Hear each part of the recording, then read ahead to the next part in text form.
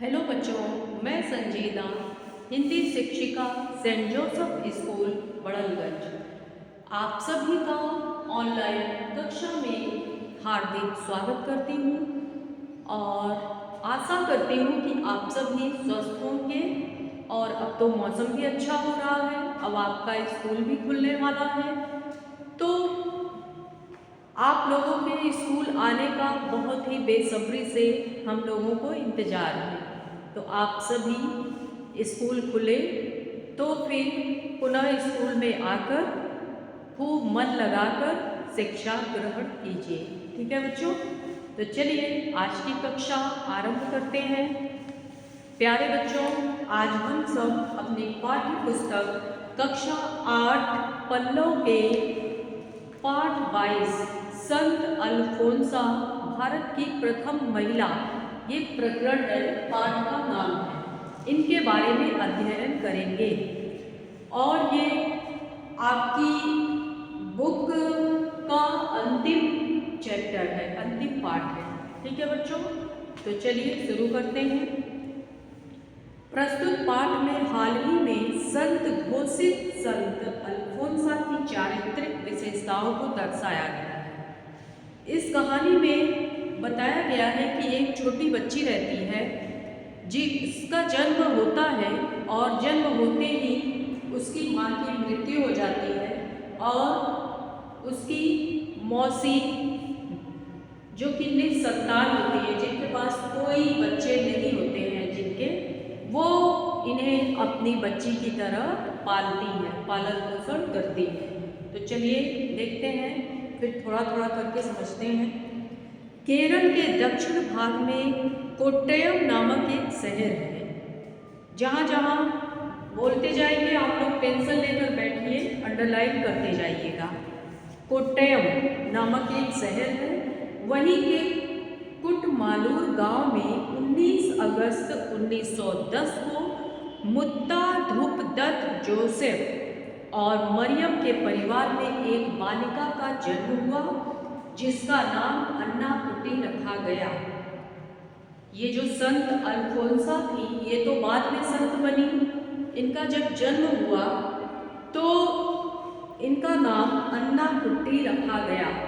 जब जन्म देने के बाद उनकी मां सदा के लिए जल बसी तो बालिका अन्ना का लालन पालन उनकी संतानहीन मौसी ने किया। संतानहीन मतलब संतान से रहित, उनके कोई बच्चे नहीं थे, मौसी ने किया।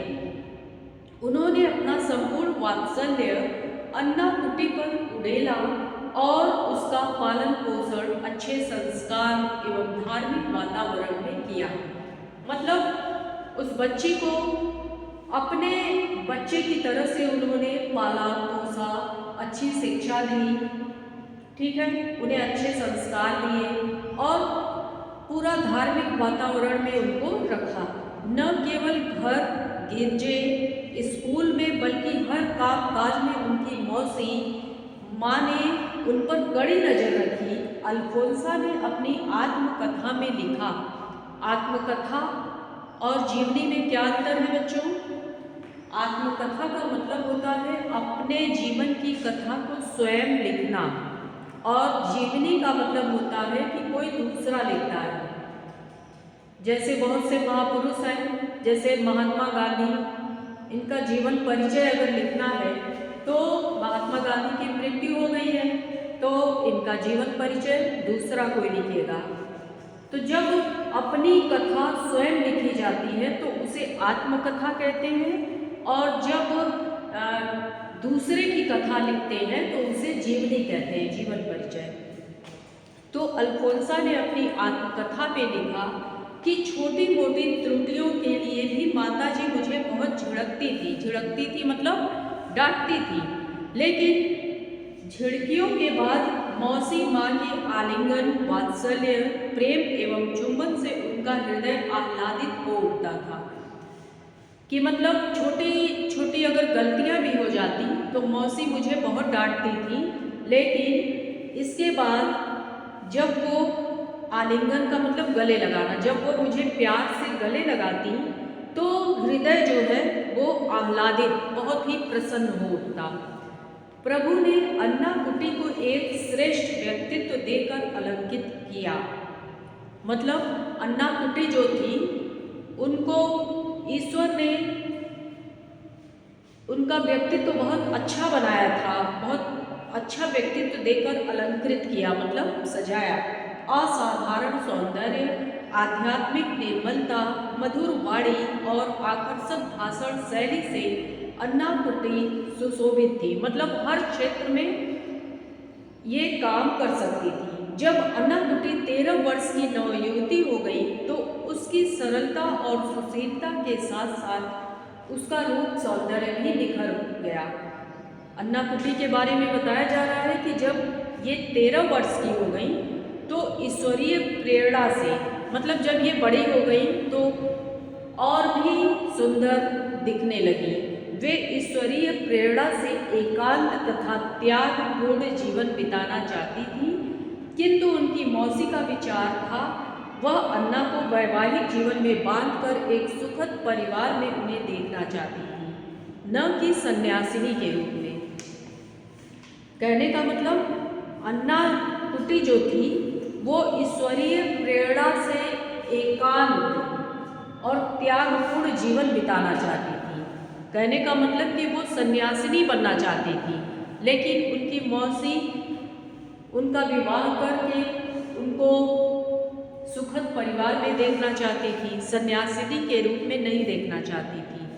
आत्मीय निर्मलता से संपन्न अन्ना कुटी की अंतरात्मा उसे चेतावनी देती रही कि भौतिक सौंदर्य क्षणिक और नश्वर है एवं आत्मीय सौंदर्य अनश्वर है। कहने का मतलब जो अन्ना कुटी थी उनके अंदर से जो आवाज़ आती थी, अंतरात्मा उनकी जो कहती थी वो ये चेतावनी देती थी कि जो भौतिक चीज़ें हैं, भौतिक मतलब हमारे ऐशो आराम की जो भी चीज़ें हैं, तो ये भौतिक चीज़ें क्षणिक और नश्वर है, थोड़ी देर के लिए, और नश्वर मतलब नष्ट होने वाली हैं, और आत्मीय सौंदर्य तो अनश्वर है, और जो हमारे आत्मा का सौंदर्य है वो कभी नष्ट होने वाला नहीं है। उसकी अनश्वरता के सामने दुनिया का सारा सौंदर्य बिल्कुल शून्य है, निस्सार है।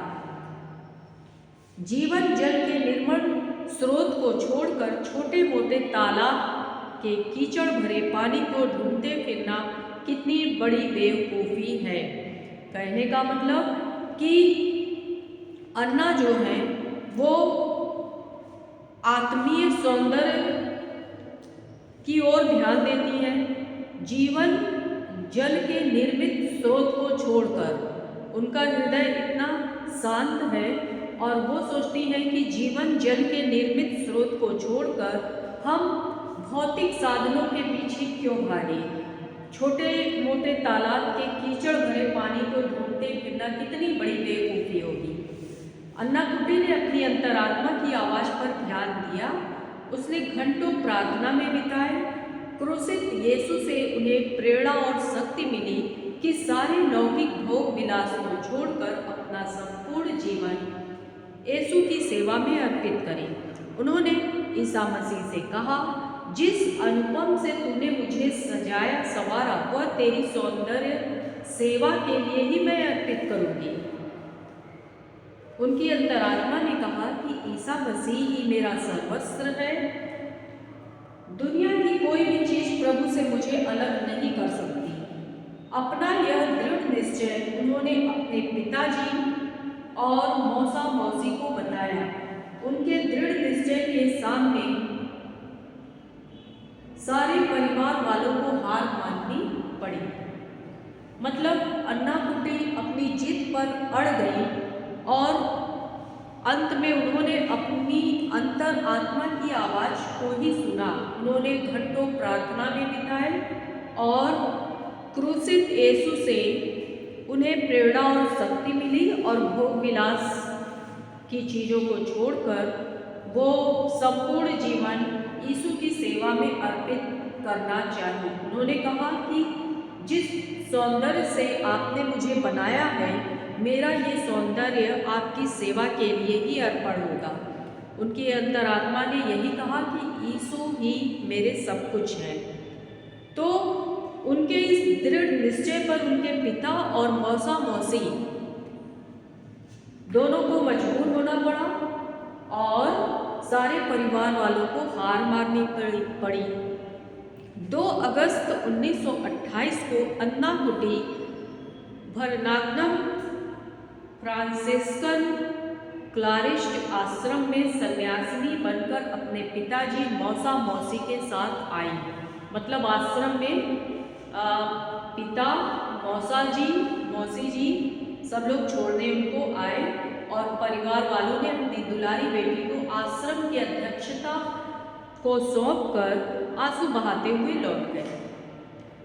फिर देखिए क्या होता है। कलीसिया, कलीसिया होता है ईसाई लोग जो होते हैं उनका एक संगठन होता है, उसी को कलीसिया कहते हैं।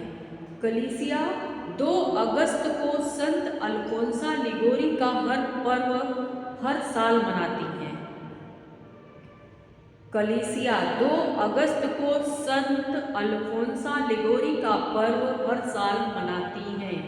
उसी संत के आदर में अन्नाकुटी को अल्फोंसा नाम दिया गया और अन्नाकुटी सिस्टर अल्फोंसा बन गई। कहने का मतलब ईसाइयों का जो संगठन है कलीसिया, तो जब अन्नाकुटी उस संगठन में शामिल हो गई तो पहले तो उनका नाम अन्नाकुटी था, लेकिन बाद में इनको संत की उपाधि दी गई। तभी 2 अगस्त को ये संत अल्फोंसा के नाम पर सिस्टर अल्फोंसा बन गई। सिस्टर अल्फोंसा 18 साल तक व्रत रुद्ध जीवन बिताते हुए भरणाग्रम आश्रम के एक छोटे कमरे में सबसे अज्ञात होकर रही। अपने समूह में रहने वाले सभी व्यक्तियों से वे अपार स्नेह करती थी, किसी को भी अपने प्रेम से अलग नहीं रखती थी।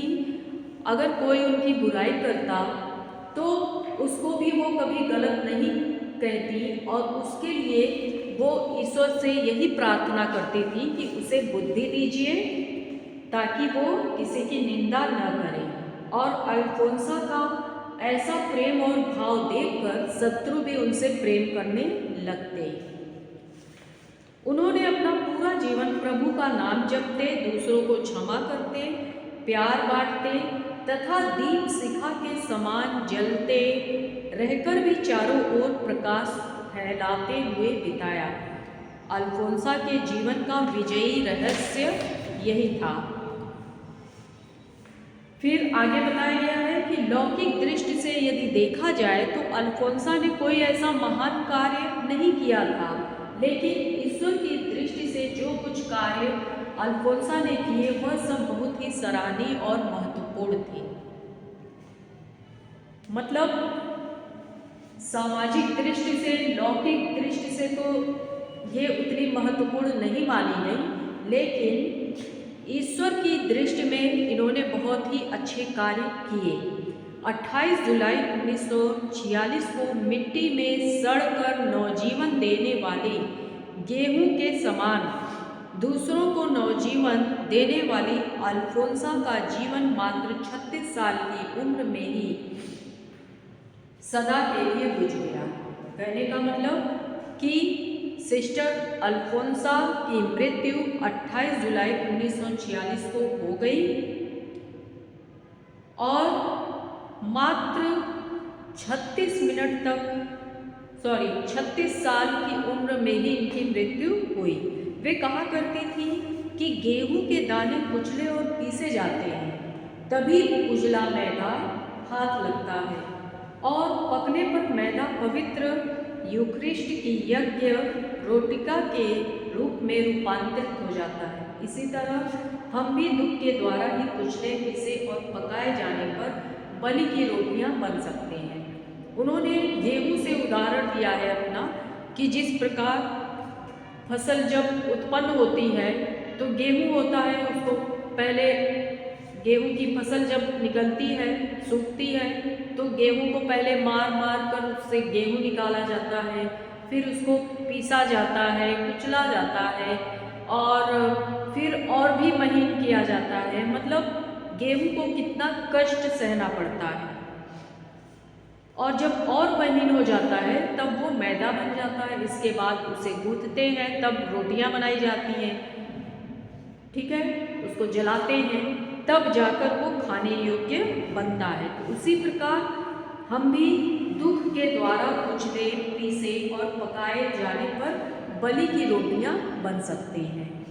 12 अक्टूबर 2008 कलीसिया के इतिहास में स्वर्ण अक्षरों में लिखने योग्य दिन है, क्योंकि इसी दिन रोम में धन्य अल्फोंसा को संत का पद देकर ईसाई समाज एवं भारत को गौरवान्वित किया गया। संत वह होता है जिसकी दृष्टि इस संसार में रहते हुए भी सांसारिकता से परे ईश्वर की ओर रहती है। उसमें नम्रता और दीनता कूट कूट कर भरी होती है। अपनी कमजोरियों और दुर्बलताओं से पूर्ण रूपेण वाकिफ होने के कारण ही वह ईश्वर तथा पूर्णतया आश्रित रहता है।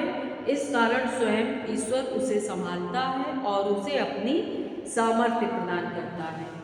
इसमें बताया गया है कि संत कौन होता है।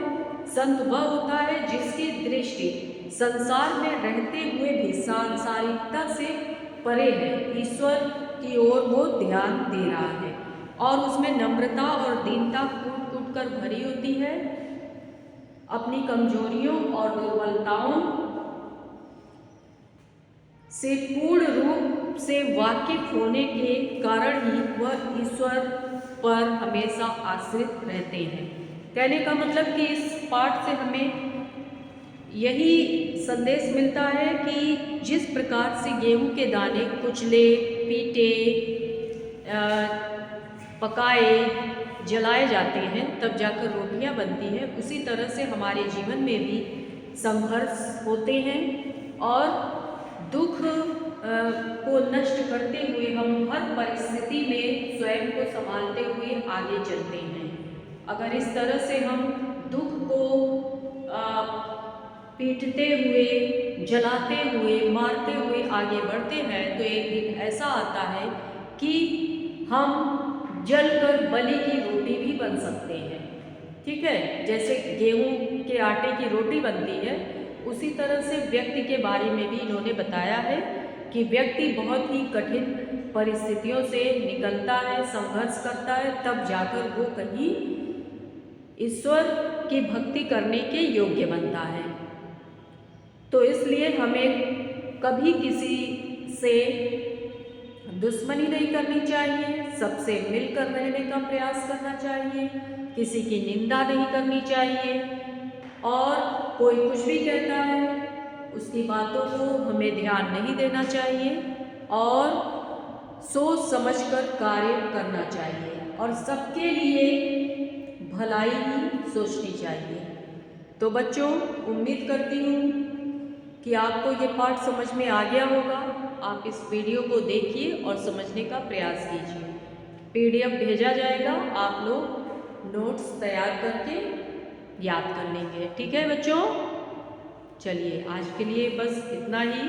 धन्यवाद।